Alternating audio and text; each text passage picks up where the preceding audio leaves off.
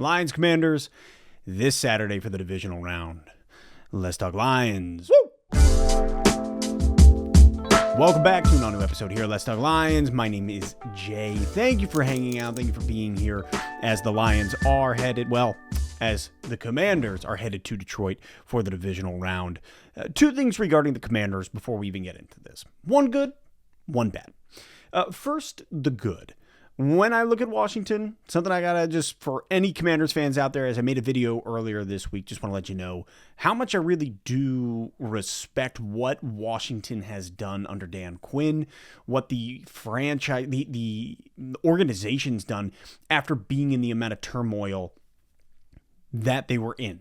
And it's probably coming from, as a Lions fan, when you have had leadership fail you time and time again. You ask any Lions fan over the last plethora of years to have nothing but failure in the category of leadership, to see the turnaround that is finally here in good leadership and then a good franchise. Like, I can look at Washington and say, man, like Dan Snyder, the whole thing, the whole Snyder situation and what Washington was, it's really great to see where you are now under your new GM, under Dan Quinn. I love Dan Quinn. I think he's a stud. So, number one, I'm bummed that we had to face off at some point in the playoffs. But it's also just going to be a phenomenal game, which is a lot to look forward to. But number two, the bad, the named Commanders may be the worst thing that they could have done. I'm just the guy who's going to say it. The Washington football team had a beautiful ring to it. Commanders sounds like a WNBA team. If you told me that the Commanders were playing the Mystics or Dream, or you said it's Commanders versus Liberty tonight, I'd be like, cool, WNBA. You're telling me that the Commanders are a National Football League team? Nah, go boy, son. You're trying to pull my leg. Don't pull it too hard. My knee is kind of shot, so be kind. Just, what a bummer. What a bummer. I hate the name. Is what it is. I'll just refer to him as Washington as much as possible because that's got a great ring. The Washington football team. Wish you never changed it. Is what it is. It's a new era. I still can't get behind it, but whatever. Now looking at this game before we get into it, I thought I would snag a new beer as we head into it. It's made by Griffin Claw. Sin, repent, repeat. As a God-fearing man, the name of this... Well, I guess it's true. You sinned and then you ask the Lord for forgiveness. And the repeat part, that's a whole thing about theology, which we could get into at another point. But for now, our theology is, let's enjoy the Punchki Stout. Because it looks good. Oh my God. Griffin Claw. That is a thick stout, 8% ABV. Kind of tastes like a jelly donut. And I've never been a jelly donut guy. But that's the one that I would eat in liquid form. Lions, Washington. I think that there are some very pivotal pieces to this game that are very clear. Very clear as to what each team has to do in order to win this game. Look, Washington fans, I respect like the amount of you who popped into my comments with the last video that I made. A lot of you guys really just being like, hey, some thinking, be careful what you wish for, as in the Lions wishing to play the Commanders, and other people being like, yeah, you're the better team. Should still be a good game. And I can respect both of those because it's any given Sunday, it's football. But the Lions are the better team. And it's just how it is. You're not the one seed for no reason. You're not 15-2 without reason. Don't get me wrong. Washington found a way to win a lot of these games, one-score games, coming back, fourth quarter, last seconds. If Washington has it at the end, hey, that's huge. But I don't think Washington's going to be in a position in this game where it comes down to a last-second field goal like it did against Tampa. Tampa failed in so many ways to control that game, which brings me to point number one. Washington needs to control the clock. Washington needs to take their time, continue to get those first downs, let 7 minutes spread on the clock, wear the defense down slowly, and keep Jared Goff, keep Jahmyr Gibbs, keep J-Mo, Saint, Laporta, Penei Sewell, Decker, the whole gambit of the offense on the sideline. If you can do that, I think Washington has their greatest chance of success because, man, this is a home divisional round game where the Lions are the 1 seed, first playoff game this year.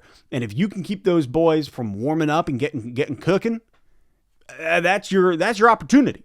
Jayden Daniels can extend these plays and take 75, 80 yards. Well, I guess it would be, 30-yard line. So 70 yards, slowly chunk your way down the field, check it down, and take up time on the clock. That's how Washington's going to find their greatest chance for success, in my humble opinion. So at the same time, when I look at the Lions, the key to this game is, Washington's run D blows. And that's not me just being mean. I think Washington fans will be the first to agree it blows. Second to last team in the NFL at stopping the run. They just aren't great at it. And the Lions love to run the ball. We love Jahmyr Gibbs, especially with Montgomery having gone out after the Bills game. Montgomery's absence has allowed Jahmyr Gibbs potent play to really just saturate and to get better, to allow him to take the next step to be that guy that we all know he is, top 3, top 5. I'd put him top 3, but top 5 running back in the NFL. Jahmyr Gibbs and Montgomery, that tandem, to see the two of them up against a bad rush defense, that's where the game, I think, is going to be won for Detroit. However, the good thing about Detroit is you look at what Washington did against Tampa.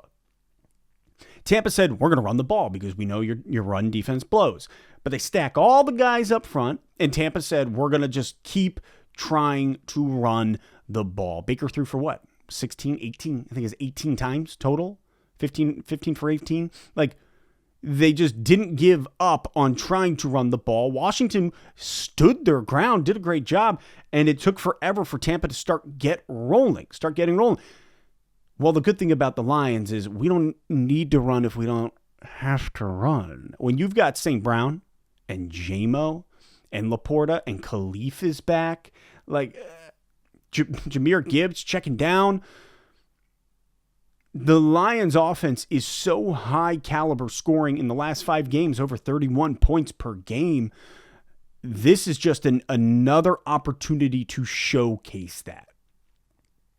And so I think the Lions offense, yes, we want to win the game on the ground. If you can establish that run game up front, if the Lions can establish that run game up front, quick, off the bat, and then get that RPO in there, the play action, all of a sudden you're faking it, throwing downfield to Saint, throwing downfield to J-Mo, the game is going to open up. It's my belief that the first half is going to be nice, it's going to be tight, it's going to be a closer game, but at some point, the run game will get going. Jahmyr Gibbs and what he's done over the last few weeks will get going. And unless Washington sells out and says, we will stop the run at no matter the cost, the problem is our wide receiver core is still that good. And you kind of saw it with Mike Evans. You saw what Baker was able to do, and they should have just thrown the ball more instead of, not abandon the run, but say, okay, Washington's selling out, they're stopping the run, maybe let's adjust. And they didn't adjust quick enough. I believe in the coaching staff. I believe in Ben Johnson. I believe in Dan Campbell enough that they would say, okay, if this isn't working, if Washington's selling out and stopping the run, maybe let's throw the ball. And I trust our coaching staff enough to make that adjustment before half. Unlike Tampa. You know what I'm saying? Let's get a quick break in here and try that Punchki Stout one more time. I'll say this. It's decadent. If you don't like a decadent beer, you're not gonna like this. But if you like a decadent beer, Griffin Claw's Sin, Repent, Repeat Punchki Stout. The name against theologically, but it's good. Jayden Daniels has been a sensational quarterback entering into the league, especially in a year when Caleb Williams does as well. Seeing what he's been able to do has been a ton of fun, and it sounds like his calm demeanor is probably one of the best aspects about him mentally on the field, being able to just be pretty zen, keep the game afloat, and just flow. He's having fun. That's one thing about Jayden Daniels that you're watching. And listen, it's always fun when you're winning. Everybody's always having fun when you're winning. Jayden Daniels hasn't had to experience too many losses this year. But to enter into the playoffs at this point with where Washington's at, with the wide receivers, I was very impressed by what they were able to do. You're going to have Jayden Daniels scramble here or there. But I love what Coach Campbell said today in his presser. And he was like, defensively, you can't get frustrated. Our guys just can't get frustrated. You're going to give up a play. And then the next most meaningful thing you could do is get your head right back in the game. And the next play is the play that matters because it could change the game. That's what Campbell said earlier today in his presser. And it's like, yeah, Jayden Daniels is probably going to scramble. I mean, he's going to pick up 30, 40, 60 yards. How many did he have against Tampa? It was astronomical. I think he had more rushing yards than the running back, right? But I think our defense learned a lot after going up against Josh Allen and the Bills. It's a totally different player, totally different approach. But we also didn't have Anzalone. We have Anzalone back. There's a lot that's happening. Terrion Arnold, full practice. He's back as well. So coming into this game, Washington versus Detroit, I think it's Washington's clock management and time possession that is going to give them their best shot. Meanwhile, for Detroit, it's the potency of the offense and the run game. And if Washington sells out, being willing to adjust quicker than the end of the first half. Those are the two things that I'm really looking forward to see what happens and how each team manages those two things throughout the game. But the best thing that I feel most comfortable with is our coaching staff is phenomenal. Aaron Glenn is coming up with something in order to play Jayden Daniels and that offense the right way. But we got to anticipate a little bit of our own Dan Campbell gritty, clever friskiness from Dan Quinn and Washington, because they're a great team that has a lot to offer, and it's going to be good for years. I mean, and quite frankly, if there's one NFC East team that I want to be good, it's Washington. God, not Philly, not the Cowboys, and definitely not the Giants. So Washington, tip my cap to you. Very excited about this game and seeing, where you guys have gone as a franchise. But man, I think the road stops here.